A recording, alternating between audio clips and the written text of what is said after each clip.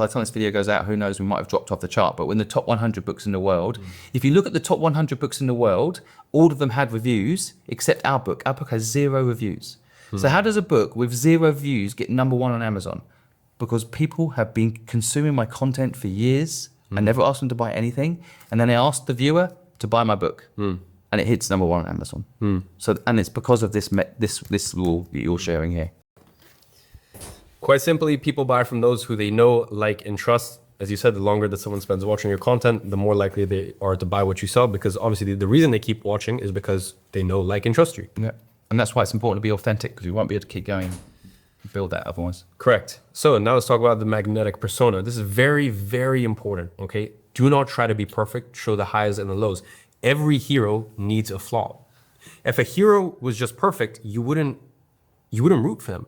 Heroes need flaws. And that's why even like, I constantly try to talk about my flaws. Like even in that 2.5 hour video at the beginning, I said, listen, I'm not trying to say this in a cocky way whatsoever, but like some people hate me, some people love me in the nice way possible. I don't care, because I'm just a human living a human experience.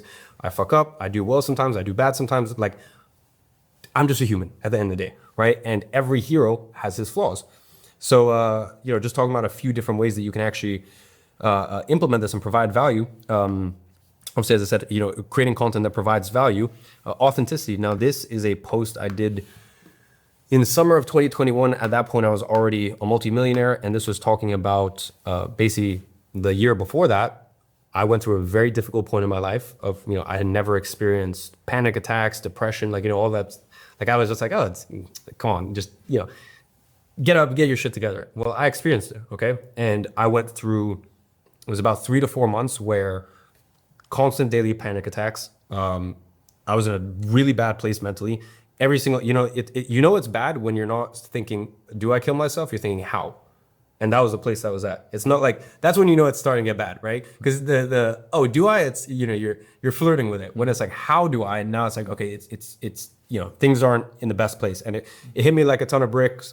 Some of it was to do with an autoimmune condition that I was going through, and that was a whole different story, having to clear that. But once again, I authentically shared all of that as I was living through it.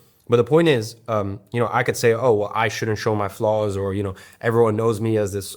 Even back then, I'm already a successful business owner. I dropped out of school at 17, had all these accolades.